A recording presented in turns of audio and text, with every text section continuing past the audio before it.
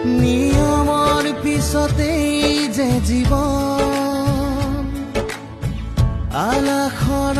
নামিকা ৰঙে সানিলে ৰহন শিৰতে দুহাতে দুহাতত ৰাখিব দেউতাৰ আশীষত বিদায়